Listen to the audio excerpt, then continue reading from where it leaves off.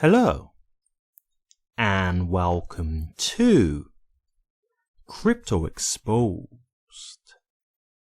JP Morgan cites XRP and Ripple as players in unlocking 120 billion value trapped in cross-border payments. Well. Now, I find this very interesting specifically because there's been a video that's come out recently by Jamie Dimon, who is the CEO of JP Morgan. And he's talking really negatively about crypto in general. And the thing for me is, this is where I have to say, you just have to be careful about the things that you see in the media, because you can clearly see here that the company and the CEO seem to be clearly at odds with each other. And I'll be honest with you, I do believe that Jamie Dimon's intentions here are not pure. I do not think they are honest. I think the problem is that Jamie does fear what crypto can do to the banking industry. I really do think he fears what this can bring. And rightfully so, because crypto really does take away a lot of the advantages that the banks would have. Crypto really is. It is a bit of a threat to the banking system to a degree. It is. Now, I'm not saying that it's going to completely wipe out banks or anything like that, but there's definitely going to be certain advantages to crypto that would take away from you having a bank, and I think as time plays out, these advantages will probably be utilized more and more. Now, as I say, I don't think banks will completely go away because I think that would be too much of a problem. So I'm not saying that they will just completely be eradicated or anything like that. But I definitely think there's certain services where banks would be making money, which could potentially be eliminated. Like, for example, cross-border payments. If you're making a cross-border payment with a bank, there's quite a big fee involved with that, right?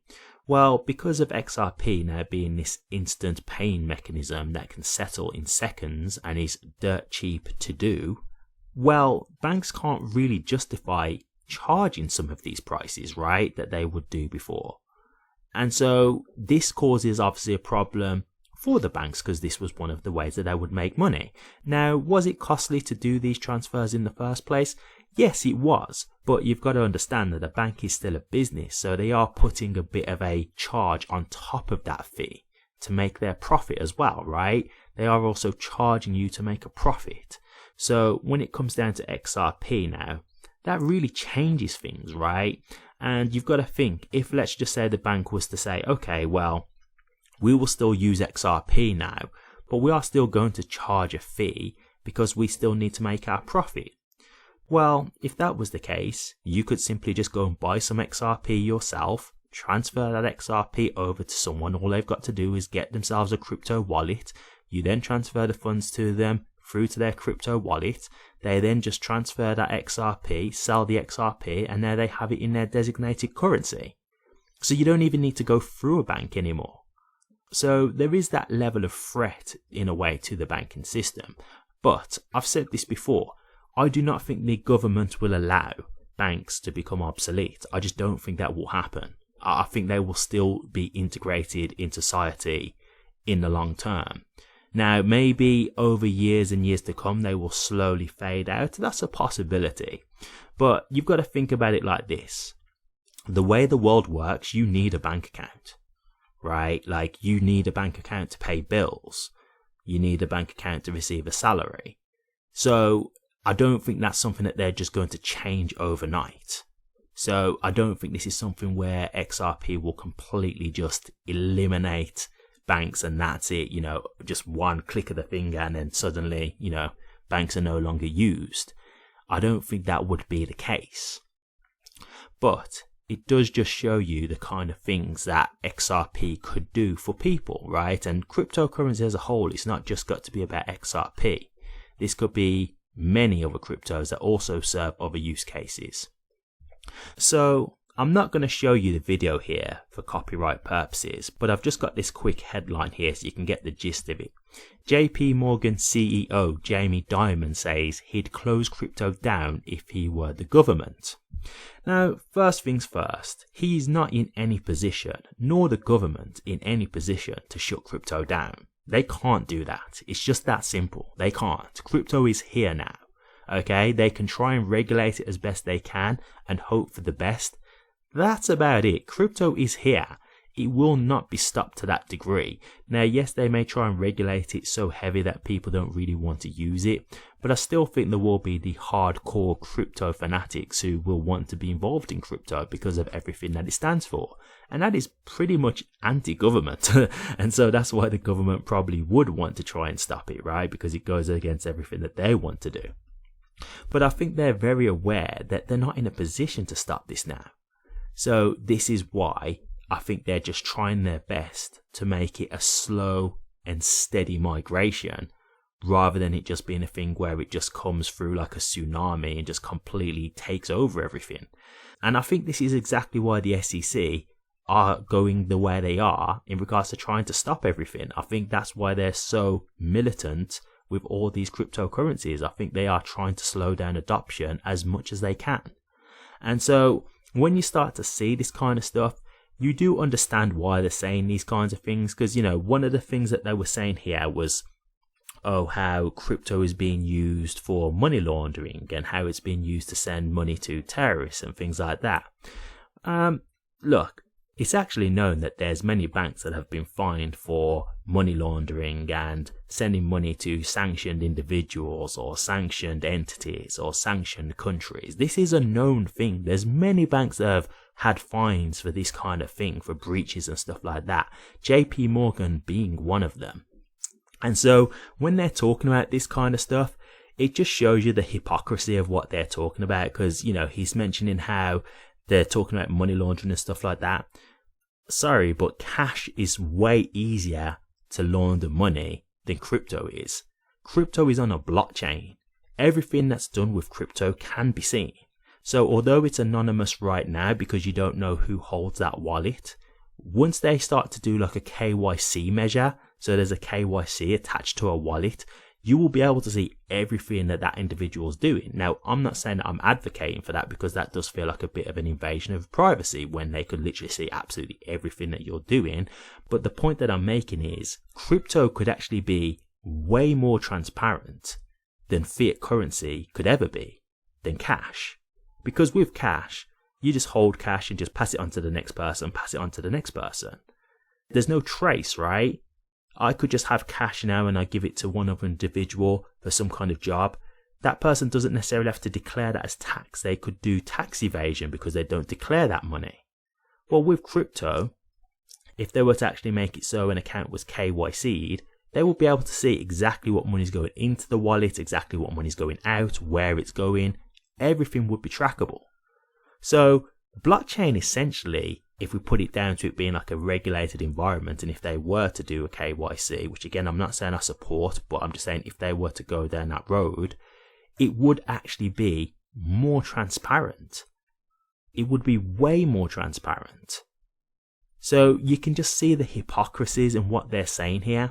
And just in regards to that, again, when we're talking about, you know, KYC and that kind of stuff, just got something here from Ripple's website, and just going to show you the first part of what they say, just to show you exactly what I'm talking about here in terms of how silly this is, what they're trying to make out. At Ripple, we understand that compliance and risk management are critical to your bank, which is why we build solutions that offer greater visibility into and control over cross-border settlement. So there you have it right there, guys. Ripple are already doing their best to show you that they are doing all the compliance needed to make sure that everything is transparent when you are using their company and of course XRP. So again, like right there, you've got evidence to completely dismantle what he's saying straight away. So is it a thing where he's just not well researched? I would probably say not. I think it's just that he is trying to protect the banking system. I think he fears what crypto is, and he maybe doesn't really truly understand it, and a lot of people, you know, they fear what they don't understand. But the evidence is here and it's clear as day. So when I do look at this and I see the JP Morgan bringing out this kind of article, and then you've got Jamie Dimon on the other hand, who's the CEO of JP Morgan, and he's saying that he would get rid of crypto if he could, if he was in the government.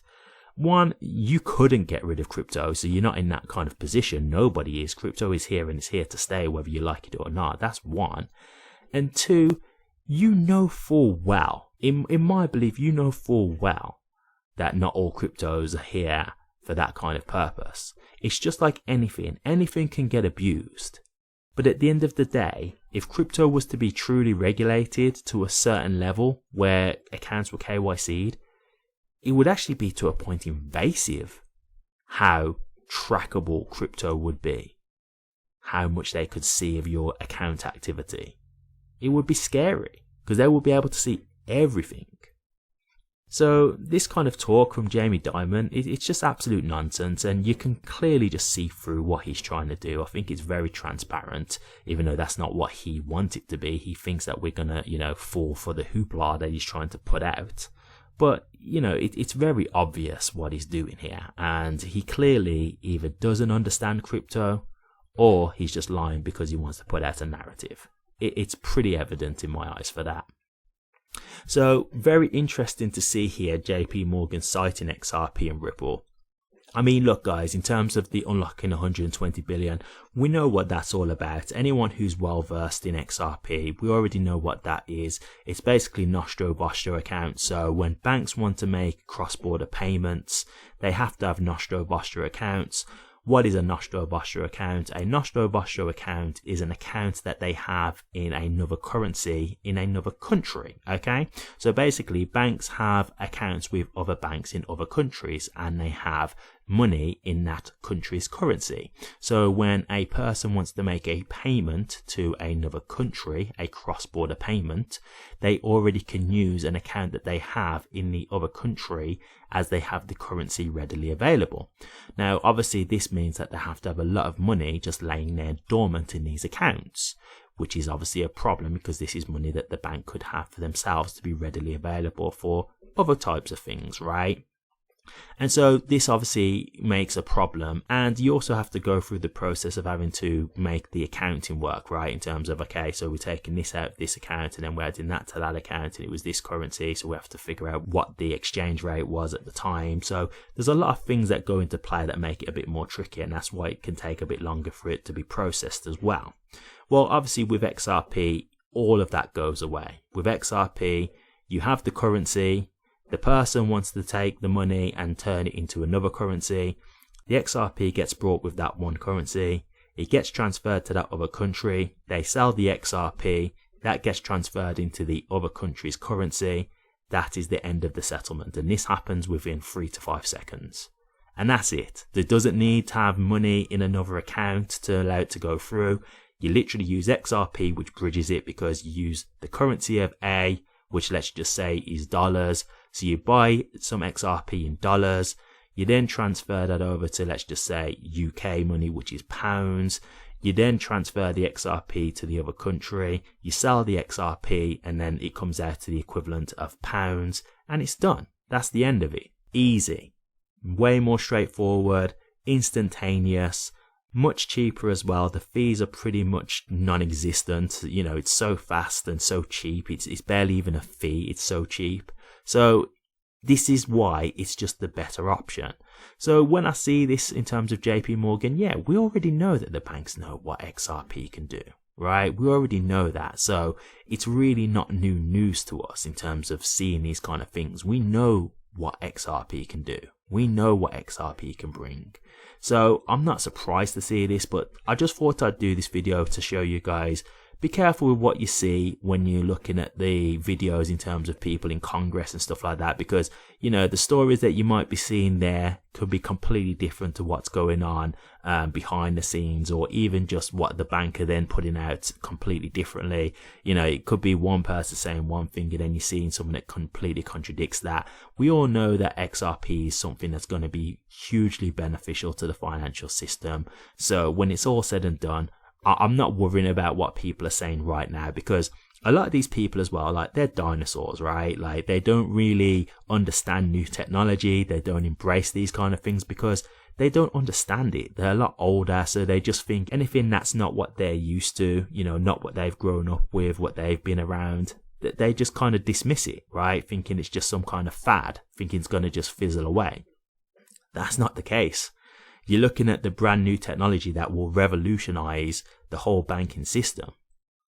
This isn't going away, and you shouldn't want it to go away, because this will make things better and easier.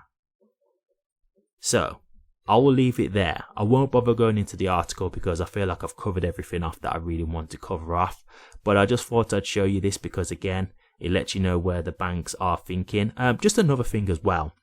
JP Morgan was also the bank, I believe, that said if Ripple win the lawsuit against the SEC, then XRP will be poised for significant adoption. I believe it was JP Morgan who said that. So again, you can clearly see the contradictions here. So I'm just really not paying this no mind. I'm really not. At the end of the day, we know what XRP can do. We know what it's designed for. We can see what the bank are saying. So at the end of the day, I'm not going to listen to whatever else is being spewed out right now. Let's just see how things actually pan out in the years to come, because that's what really matters, right? It doesn't matter what's being said right now. If you look at the SEC, look at what they were saying about Ripple and XRP. They were saying that XRP has no utility. I mean, how silly is that? So why listen to these guys at all? Like, to me, that was clearly just lies. I think the SEC knows that. Well, I'm not even going to say I think. They knew that because especially Gary Gensler, he did an actual session at MIT and he was talking about XRP and what it can do. So we know full well that that was lies. So this is why I don't trust these kinds of people.